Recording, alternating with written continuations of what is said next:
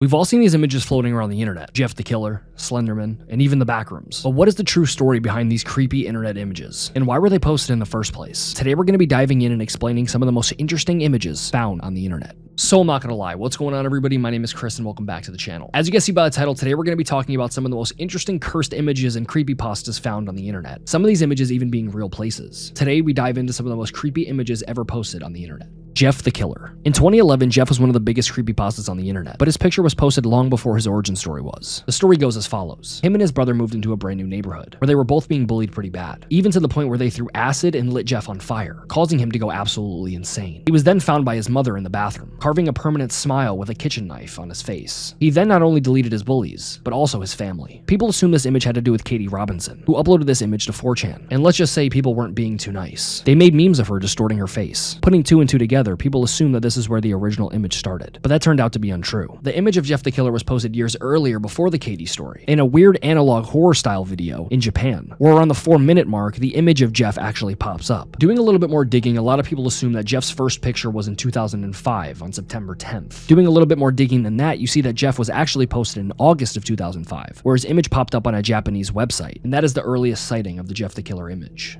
Slenderman. Slenderman is a tall-like humanoid creature who happens to be faceless and always wearing a black suit. He has multiple powers such as mind control, teleportation, and of course, his tentacles. He also has another power, where anyone with a camera, cell phone, or taking pictures usually, if he's close enough, you will take the picture and it'll be clear, but then when you look at it later, it'll be complete and utter static. This is one of the most iconic creepypastas, having his own video games and even movies. There are thousands of pictures on the internet of Slenderman, but these are the first 2 photos to ever touch the internet. These photos were part of a Photoshop competition on June 8th, 2009. This competition was posted to the Awful Internet Forum. This challenge was for users to create paranormal images. And 2 days later, on June 10th, 2009, Victor Surge posted these 2 innocent-looking black and white photos that depict children playing outside. But when you look a little bit closer into these images, you can see them being stalked by a tall, faceless, humanoid-like creature in a suit. Victor then put a brief description under both of these photos, reading, "We didn't want to go. We didn't want to kill them, but his persistent silence and outstretched arms horrified and comforted us at the same time." 1983. Photographer unknown, presumed dead. One of the 2 recovered photos from the Sterling City Library blaze, notable for being taken the day which 14 children vanished, and for what is referred to as the Slenderman. Deformities cited as film defects by officials. Fire at library occurred 1 week later. Actual photograph confiscated as evidence. 1986. Photographer Mary Thomas, missing since June 13th, 1986. So I'm gonna be honest, I absolutely love the Slenderman. I love the creepypasta, and some of the games are actually pretty good. The image itself is very unsettling, especially when I was a kid and I would see these. It would definitely rub me the wrong way. The Backrooms. We all know this yellow carpeted office space, but what is the obsession with the Backrooms? Is it that there's infinite levels, a ton of different entities, different snacks and ways to get around each level? What is it? The Backrooms is an urban legend creepypasta, which can more or less be described as an endless maze, full of randomly generated office rooms and environments. It's characterized by the smell of a moist carpet, and of course walls with that yellowy tint. Also fluorescent light bulbs buzzing. The earliest image of the Backrooms was posted in 2018 on the X4chan board, posted as disturbing images that make you feel off. When this image was posted, an anonymous user commented on the photo, giving it its real first story, claiming that the only way to enter the Backrooms is by no clipping out of reality, which is a video game term organized from the Doom franchise for what players do to bypass physical boundaries in the game. After it was posted on this 4chan board, it gained massive fame, with several internet users writing horror-related stories to the Backrooms. Many memes were created and shared across social media platforms, further popularizing this creepypasta. As I said, the first known image was posted in 2018. The Backrooms is something that's extremely interesting to me, and if you guys want to see some Backrooms level breakdowns, comment down below.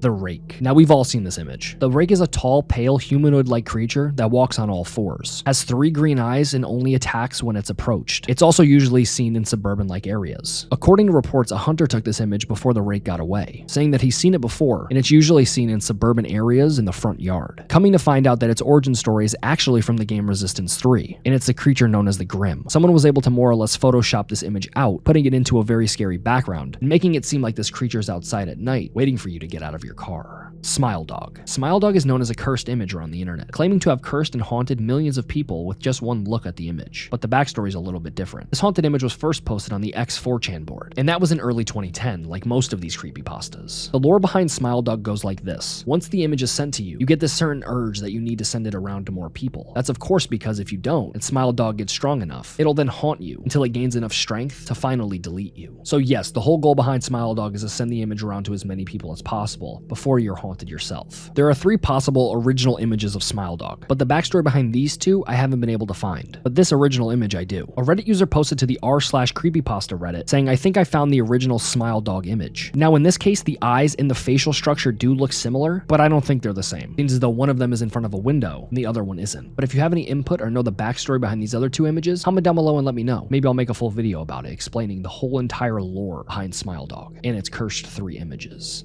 The Goatman. The Goatman is a cryptid who is said to be a half-man, half-goat. Although its origin is unknown, the most popular origin story is where a scientist was working at the Bettsville Agricultural Research Center who was experimenting on goats. Unfortunately, one of his experiments turned out to be a half-man, half-goat hybrid that went insane. He began to attack cars with an axe near the back roads of Bettsville. Others believe he's a mere hermit, seen walking along the nights of Fletchertown Road. I personally love the Goatman story. I think the Goatman and Goatman's Bridge and stuff like that is super crazy. I think a half-man, half-goat running around with an axe is pretty scary.